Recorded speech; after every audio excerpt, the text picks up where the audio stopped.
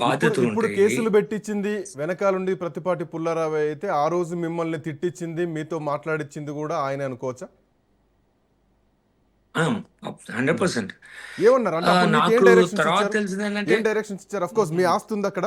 So దాన్ని ముందు పెట్టేసి మిమ్మల్ని ఏదో మోటివేట్ చేశారు, ఏదో చేశారు. బట్ ఏం డైరెక్ట్ చేశారు? మిమ్మల్ని తిట్టమని ఏం డైరెక్ట్ చేశారు అప్పుడు? Sorry and can repeat that question. అంటే ఏం మిమ్మల్ని ఆ రోజు దూషించమని సోషల్ మీడియాలో పెట్టమని విడుదల రజనీని టార్గెట్ చేయమని ఏం చెప్పారు? ఎవరు డైరెక్షన్స్ ఇచ్చారు? ఏమని డైరెక్షన్స్ ఇచ్చారు? నాకు వాళ్ళు మాట్లాడేదేనే దానికి ఆ, నేను దానికి మనీ ట్రయల్ కూడా ఉంది కదా. ఉమ్, నేను డబ్బులు పంపించింది, వాళ్ళు ప్రచారం చేయడానికి నాకే డబ్బులు తీసుకుంది, ఇవన్నీ ఉన్నాయి కదా. ఉమ్, నేను కావాలంటే మీకు ఆధారాలు పంపించకుండా పంపిస్తాను. వాళ్ళు ఎంకరేజ్ చేసింది నన్ను. వాళ్ళు చెప్పిందే, వాళ్ళు చెప్పిన దాన్ని బట్టే నన్ను నమ్మాల్సి వచ్చింది, ఉమ్, అంతేగాని ఆ, ఆ, అట్లా ఉంటుంది అనమాట. ఉమ్. సో రేపు రోజున ఈ కామెంట్స్ అన్ని ఎలక్షన్ టైంలో చాలా కీలకంగా ఉంటాయి. ఎందుకంటే ఒక నిరపరాధిని శిక్షించినట్టు ఒక ఏమీ తెలియనటువంటి వ్యక్తిని, ఒక మంత్రిగా ఉన్నటువంటి వ్యక్తిని సోషల్ మీడియాలో టార్గెట్ చేసి ఆ, సోషల్ మీడియాలో పెట్టించి దానికి డబ్బులు కూడా మీరే సమకూర్చడం, దాని డబ్బులు కూడా మీరే ట్రాన్సాక్షన్ చేయడం, ఇవన్నీ ఆధారాలు ఉన్నాయి. రేపు పొద్దున ఇదే వైసీపీకి ఉపయోగకరంగా ఉంటుంది, ఇదే విడుదల రజనీకి కూడా ఆయుధంగా మారేటువంటి అవకాశం ఉంటుంది. ఎందుకంటే అనవసరంగా ఒక వ్యక్తిని దూషించినటువంటి దాంట్లో మీరే బయటకు వచ్చి ఈరోజు మాట్లాడుతున్నారు కాబట్టి. సో ఇది కూటమి ప్రభుత్వానికి, ఈవెన్ ప్రతిపాటి పుల్లారావుకి కొంత ఎఫెక్ట్ అయ్యేటువంటి అవకాశం కూడా కనిపిస్తలేదా? సార్, ఇది ఆ, ఎవరికి ఎఫెక్ట్ అవుతుంది, ఎఫెక్ట్ కాలేదు అన్న దానికంటే కూడా ఆ, తప్పు చేసిన అన్న ఒక నిజం తెలిసిన తర్వాత కూడా తప్పును ఒప్పుకోకపోవడం అనేది చాలా తప్పది. ఉమ్, ఆ ఒక ఎథికల్గా తప్పును ఒప్పుకొని ఆ ఆ మనసులోని బాధ దించేసుకుంటే మంచిది. ఉమ్. కనీసం ఆరోగ్యంగా బాగుపడుతుంది.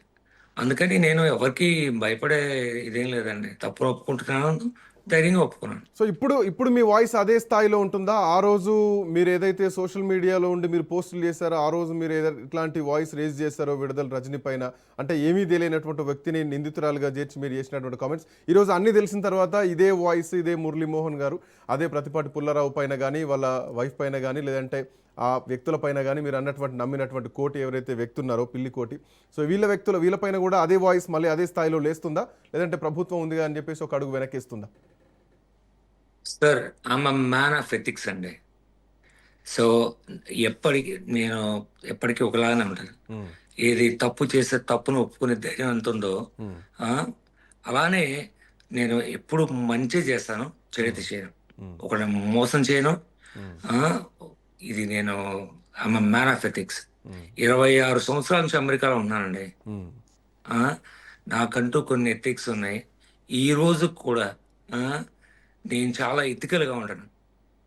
అసలు ఉమ్, అమెరికాలో ఆ, కోట్లు సంపాదించవచ్చు, ఆ వ్యాపారాలు చేసి, ఈ వ్యాపారాలు చేసి, తప్పుడు వ్యాపారాలు చేసి. ఉమ్, కానీ నేను ఏ రోజు కూడా అట్లాంటి వాటి కోసం చూడలేదు. నేను నిజాయితీగా ఉద్యోగం చేసుకుంటా సంపాదించాను. నేను ఒక కంపెనీ పెట్టి కూడా ఎవరిని నేను రిక్రూట్ చేసుకోలేదండి. ఎందుకంటే వాళ్ళని తీసుకొచ్చి వాళ్ళని కూర్చోపెట్టి బెంచ్లో డబ్బులు ఇవ్వకుండా, వాళ్ళకి ఇన్సూరెన్స్ ఇవ్వకుండా, ఇట్లాంటి ఎన్ని తప్పుడు పనులు చేయాల్సి వస్తుందని చెప్పేసి, తప్పు చేయడం నాకు ఇష్టం లేక ఉద్యోగం చేసుకుంటేనే మంచిదని చెప్పి నేను అలా కంటిన్యూ చేశాను. So I will stand with my words. ఈ రోజు కాదు, ఏ రోజైనా I will stand with my words. But ఇదే వ్యక్తి పైన మీరు తెలుగుదేశం పార్టీ కోసం పనిచేసినటువంటి వ్యక్తి, ఇక్కడ మీరు జెండా పట్టుకొని కూడా తిరిగినటువంటి వ్యక్తి. సో ఇట్లాంటి పరిస్థితుల్లో మీ ఫైట్ ప్రతిపాటి పుల్లారావు పైన ఆయన మీరు అగెనెస్ట్ ఈరోజు ఫైట్ చేస్తున్నారు. ఆయన మాటలు నమ్మి మోసపోయి విడుదల రజనీ పైన లేనిపోని మాటలు, అభండాలన్నీ వేసి నేను దూషించాల్సి వచ్చిందని చెప్పేసి మీరు పశ్చాత్తాపడుతున్నారు. బట్ ఇదే అంశాన్ని నారా లోకేష్ దృష్టికో లేదంటే ముఖ్యమంత్రి దృష్టికో తీసుకెళ్లేటువంటి ప్రయత్నం చేశారా? నాకు ఫస్ట్ వీళ్ళు వచ్చి కబ్జా చేసిన రోజు ఉమ్, మా మదర్ పోలీస్ స్టేషన్కి వెళ్ళి కంప్లైంట్ ఇవ్వడానికి పోలీస్ స్టేషన్కి వెళ్ళారండి. ఉమ్, వెళ్తే మా మదర్ని 5 hours పోలీస్ స్టేషన్లో కూర్చోబెట్టి, లేదమ్మా నువ్వు మళ్ళీ రా అని చెప్పటమో అది వేరే విషయం. ఉమ్, కానీ కేసు తీసుకుంటామని చెప్పి 5 hours కూర్చోబెట్టి ఉమ్, కేసు తీసుకోకుండా పంపించారండి. ఉమ్, ఒక 70 ఏళ్ల ముసలామని పోలీస్ స్టేషన్లో కూర్చోబెట్టి అదొక టార్చర్ కదండి. ఉమ్, అది అప్పుడు అప్పుడు నాకు రియాలిటీ హిట్ అయింది. ఉమ్, అసలు ఇట్లా చదువుతావు, పోలీస్ స్టేషన్కి వెళ్తే కేసు తీసుకోరా, ఉమ్. ఇట్లా ఉందా ఇండియాలో అని నాకు అప్పుడు రియాలిటీ హిట్ అయింది. Then I approached court. Pullara గారు. అచ్చా, ఓకే. పుల్లారా గారి దగ్గరికి వెళ్ళాను. ఓకే. పుల్లారా గారి దగ్గరికి వెళ్తే మీరు మాట్లాడారా పుల్లారా పుల్లారావు గారు గారితో? పుల్లారా గారితో మాట్లాడాను. ఉమ్, వెళ్తే నువ్వు వచ్చి పోలీస్ స్టేషన్లో సెటిల్ చేసుకోమా. ఉమ్, అరే అక్కడ కేసే తీసుకోలేదు, మా నాన్న ఎక్కడున్నాడో తెలియదు, మా నాన్నని బలవంతంగా కూర్చోబెట్టి సంతకాలు పెట్టించబోయారు. ఆయన అక్కడ నుంచి హైదరాబాద్ వెళ్ళాడంట. ఎక్కడున్నాడో తెలియదు మా నాన్న. ఉమ్, కొన్నాళ్ళ వరకు అయితే మా ఫాదర్ ఎక్కడున్నాడో నాకు తెలియదండి. ఉమ్, ఒక 10 days వరకు ఐ వాజ్ ఇన్ సెర్చ్. వేరే ఎక్కడికి వెళ్ళిపోయాడు ఈ మనిషి, ఇంతలా భయపడాల్సిన కారణం ఏంటి? నేను ఉన్నాగా కొడుగ్గా నాకు చెప్పుకోవాల్సిందిగా. ఆ రోజు తవ్వినప్పుడు చెప్పలేదు, ఈ రోజు అప్పు చేసినప్పుడు చెప్పలేదు. కనీసం నీకు ఇంత ఇబ్బంది ఉన్నప్పుడు నాకు చెప్పినట్టయితే నేను ఏదో ఒకటి చేసేవాడిని. ఉమ్, సో నాకు చెప్పలేదు. తర్వాత పుల్లారా గారికి చెప్తే వెళ్ళి పోలీస్ స్టేషన్కి వెళ్ళి కూర్చొని సెటిల్ వేసుకున్నాడు. టార్చర్ పెట్టబోతున్న మా నాన్నగారిని టార్చర్ పెట్టిన పోలీసు వాళ్ళ దగ్గరికి వెళ్ళి నేను కూర్చొని మాట్లాడేది ఏంటంటే, అంటే ఏం సెటిల్ ఆయన చేసుకో అంటే అది దాని అర్థం సివిల్ ఏంటి? కేసు. సెటిల్ చేసుకో అంటే దాని అర్థం ఏంటి? సెటిల్ చేసుకో అంటే వాళ్ళకి డబ్బులు ఇవ్వని, ఉహుం, వాళ్ళకి ఆస్తి రాసి ఇవ్వని. ఉమ్. డబ్బులు కాదు, డబ్బులు కూడా కాదు, ఆస్తి రాసి ఇవ్వని. 60 కోట్ల వాళ్ళు ప్రాపర్టీ. అసలు ఇప్పుడు పక్కది ల్యాండ్ వచ్చి మా మిస్సెస్ పేరు మీద ఉందండి. ఆ, మా మిస్సెస్ కి తెలియకుండా మా నాన్న తాకట్టు పెట్టాడు. అది 50 సెంట్లు. 50 సెంట్లో 33 సెంట్లు తాకట్టు పెట్టాడు. తాకట్టు పెట్టినప్పుడు ఆయన రిటర్న్ గా వాళ్ళు డాక్యుమెంట్లు ఇచ్చేయాలన్నమాట. వాళ్ళు ఇవ్వకుండా సతాయిస్తున్నారు. సో పోలీస్ స్టేషన్కి వెళ్ళేసి 50 సెంట్లు రాయమని ఆయన మీద ఒత్తిడి తెచ్చారు. 33 సెంట్లు కాదు, మొత్తం అంతా ఆస్తి అంతా రాసేయమని చెప్పేసి ఆయన మీద ఒత్తిడి తెచ్చారు. ఇది ఏవైతే విషయం నాకు తెలిసిందో అప్పుడు నేను అసలు అసలు యాక్చువల్గా నేను మా ఫాదర్ మీద అందరి మీద కేసు పెడదాం అనుకున్నాను. ఇది ఎలా చేస్తారు మీరు? ఆ నాకు తెలియకుండా మా మిస్సెస్కి ఇచ్చిన అదే మా మిస్సెస్ ఆస్తిని మీరు ఎలా తాకట్టు పెట్టున్నారు? తాకట్టు పెట్టిన మా నాన్నగారిది మిస్టేక్, తాకట్టు పెట్టించుకున్న వాళ్ళది తప్పు. అసలు ఇది జరగకూడదు. కాకపోతే నేను ఎలా ఆలోచించానంటే, కేసు పెట్టడం వల్ల అందరూ జైలుకి వెళ్తారు. మా నాన్నగారు తీసుకున్న డబ్బులు వాస్తవం, ఇది 97 లక్షలు. సో అది తిరిగి ఇచ్చేద్దాము. న్యాయపరంగా అయితే నాకు సంబంధం లేదు.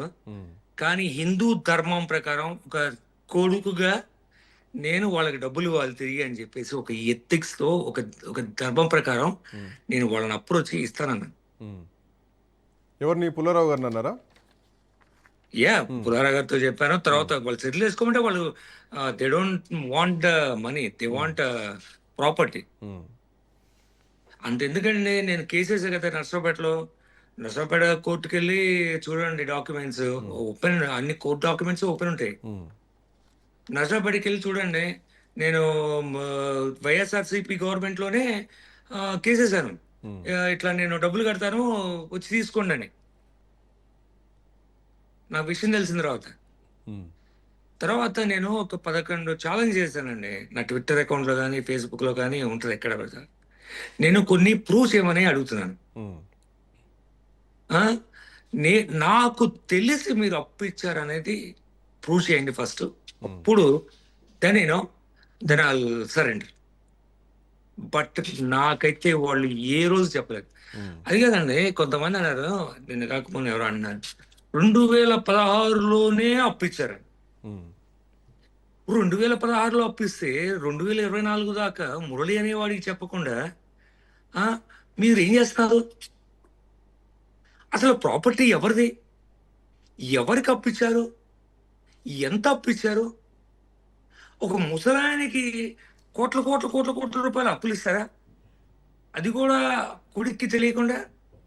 సో దాంట్లో ఒక కుట్ర కోణం ఉంది. సో ఆస్తి కొట్టేయాలన్నటువంటి ఆలోచన ఆ రోజే ఉందని చెప్పేసి మీరు తర్వాత పసిగట్టారు. నాకు ఇది తెలిసిన తర్వాతే పసిగట్టాను. ఏది ఎప్పుడైతే వాళ్ళకి డబ్బులు ఇవ్వడానికి వెళ్ళానో వాళ్ళు రావట్లేదు, ఆ తర్వాత నేను వాళ్ళు ఎప్పుడైతే ఆక్రమించుకున్నారో బట్ రెండు వేల అప్పుడు పదహారులో 2016లో అంటున్నారు. 2016లో కూడా అక్కడ తెలుగుదేశం పార్టీ ప్రభుత్వమే అధికారంలో ఉంది. సో మీరు కూడా అంటే మీరు అప్పుడు మీ వర్షన్ ఏంది? మీరేం చేస్తున్నారు? మీరు పార్టీతో అలయన్స్లోనే ఉన్నారా? మీరు పార్టీ కోసం ఉన్నారు అప్పుడు కూడా?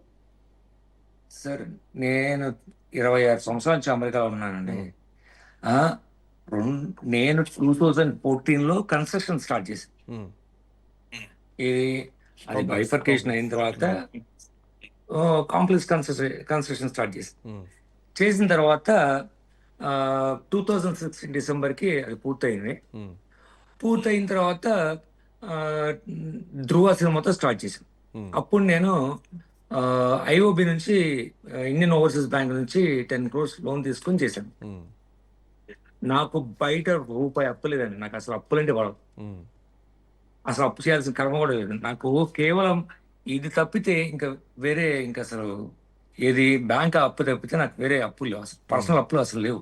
ఉమ్, అది కూడా పెట్టాను పైన. నేను ఒకళ్ళ దగ్గర అప్పు చేశాను నిరూపిస్తూ మొత్తం ఆస్తి రాసిస్తానండి. ఉమ్.